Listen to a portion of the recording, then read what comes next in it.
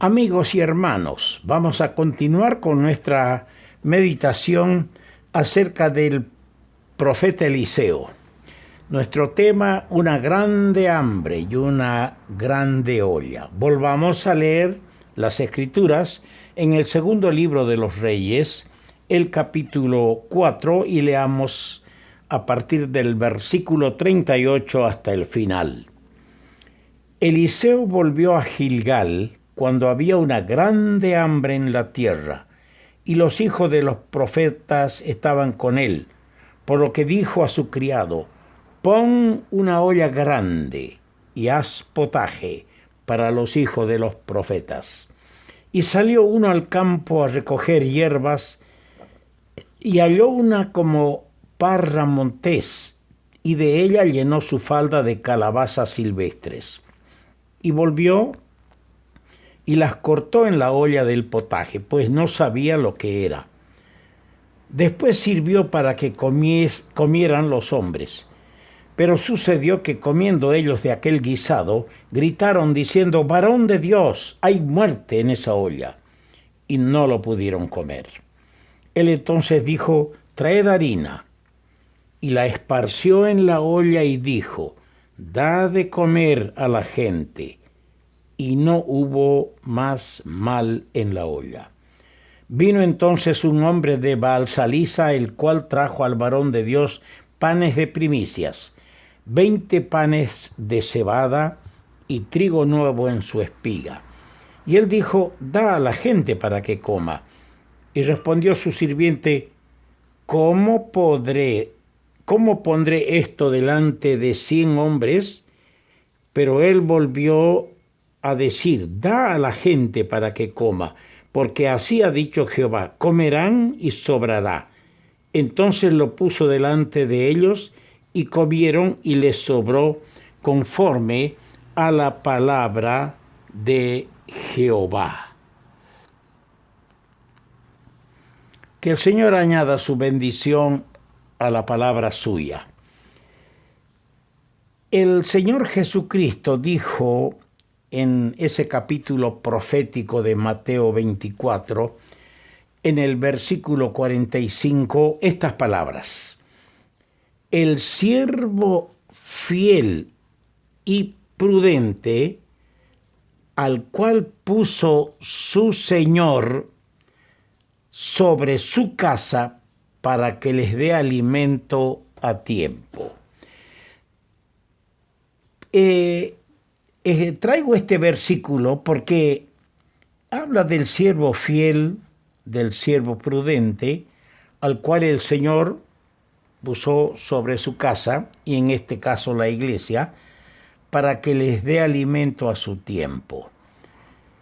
Y aquí aparece Eliseo como el siervo fiel, limpiando la olla que está envenenada con harina, que simboliza la palabra sana, la sana doctrina de Dios, para dar el alimento a los hijos de los profetas, a quienes afectó el hambre por causa del pecado en Israel. Vamos a ver algunos detalles. Dos cosas llaman nuestra atención: la presencia de Eliseo en Gilgal y el potaje, la comida de Eliseo. Eliseo vuelve al lugar en donde había partido con Elías en un viaje que terminó en el río Jordán. Desde Gilgal acompañó, no se quiso separar de su mentor, de su maestro, del profeta Elías, del que por órdenes de Jehová le había ungido como su sucesor en la profecía. Acompañó desde Gilgal hasta el río Jordán, donde él vio cómo el carro de fuego con caballos de fuego lo separó de su maestro, y vio a su maestro subir al cielo en un torbellino. Algo que jamás olvidaría Eliseo. Ahora está en Gilgal. Haciendo un recuento histórico, una recapitulación de lo que fue Gilgal, decimos ligeramente, es decir, resumiendo, que Gilgal fue originalmente un lugar de bendición, donde la presencia y el poder de Dios había sido experimentado por Israel en el comienzo de su vida en Canaán, en la tierra prometida. En Gilgal había sido quitado el oprobio de Egipto, porque allí en Gilgal, antes de avanzar en la conquista de la tierra, allí en Gilgal el pueblo fue circuncidado, consagrado a Dios. Allí en Gilgal celebraron la Pascua por primera vez y desde allí marcharon para poseer la tierra. Bueno es leer el capítulo 5 de Josué. Pero ¿qué pasó con Gilgal, el lugar de bendición? Llegamos a la época de Eliseo y Gilgal había llegado a ser uno de los centros principales de la iniquidad nacional. Dice en Amós capítulo 4 versículo 4: aumentad en Gilgal la rebelión. El lugar de su consagración a Dios se había convertido en un centro de idolatría e infidelidad a Dios. Qué tristemente nos recuerda esto, lo que ocurrió en la historia del cristianismo. La idolatría en su forma más deprimente y la apostasía con sus variados nombres y clases ha venido a invadir, a contaminar lo que originalmente fue sencillo, puro y sagrado, las iglesias del Señor. Como consecuencia semejante a aquella época, hay grande hambre. Como consecuencia de la invasión, de la apostasía en las iglesias, hay grande hambre en la tierra, como dice en la palabra de Dios que estamos leyendo. Y dice el profeta Amós, en el capítulo 8, versículo 11, hay hambre de la palabra de Dios, hambre de la comunión y presencia de Cristo, hambre que como en aquel entonces ha afectado aún a los hijos de los profetas, como hemos leído el versículo 38. Hambre que ha afectado a la misma iglesia que profesa ser de Cristo. La iglesia que profesa ser de Cristo y trata de saciar su hambre con diversiones, con elementos extraños que han sido introducidos en la práctica, dando un triste espectáculo del lugar que debería ser el santuario, ya se ha convertido en un lugar de diversión, donde hasta el impío se acerca para divertirse. Qué triste. Qué triste que la iglesia de Cristo, la iglesia que profesa ser de Cristo, tenga que recibir estas palabras que el Señor dijo a la iglesia de la Odisea en Apocalipsis 3:17. ¿No sabes que tú eres un desventurado, miserable, pobre, ciego y desnudo? Y es en este escenario de hambre, en este escenario donde está todo corrompido, donde el varón de Dios, Eliseo, halla una oportunidad para desplegar la bondad de Dios al proveer alimento. Y hermanos, también nosotros veremos algo de la manifestación de su persona, de su poder, si le buscamos al Señor de corazón.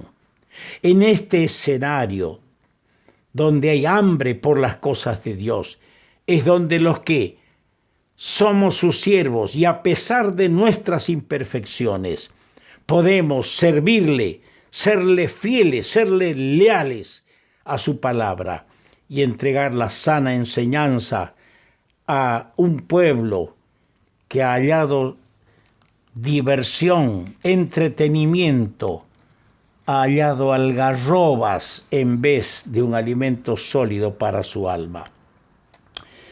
Hablando de Eliseo y su potaje, su comida,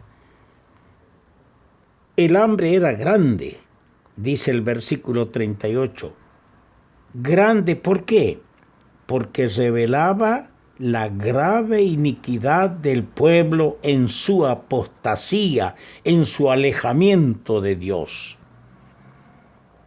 Eliseo, con su comida, con su potaje preparado para los hijos de los profetas en una grande olla, exponía figurativamente cómo aquel pueblo podía encontrar la solución de su gran mal. La gran olla con su contenido, sin duda alguna, puede simbolizar a la enseñanza general de las Escrituras y la doctrina acerca de Cristo. He ahí, hermanos amados, la única solución para el mal imperante entre los cristianos. Ahí está el único medio para librarse de la grande hambre y volver a gozar de la presencia y bendición de Dios. La palabra de Dios. La palabra de Dios debe ser buscada y recibida con sincera humillación para ser acatada con sencillez en todas sus partes. No en las partes que nos conviene, sino en todo lo que Dios nos habla en las Escrituras. Cristo debe ocupar el lugar que le corresponde en medio de la congregación, en medio de sus redimidos, quienes reunidos únicamente a su nombre deberían rodear su persona sobre la base de su palabra. Cristo glorificado, al enviar su mensaje a la iglesia en Filadelfia, en el capítulo 3 de Apocalipsis, le dijo: has guardado mi palabra y no has negado mi nombre. Ojalá que el Señor diga de nosotros, diga de la iglesia donde yo me reúno, diga de la iglesia donde tú te reúnes, el Señor pueda decirte: has guardado mi palabra y no has negado mi nombre. Que Dios nos ayude a entender y revele a nuestro corazón en la intimidad de nuestra comunión con Él los pasos que tenemos que dar para agradarle. Continuamos con este tema en adelante.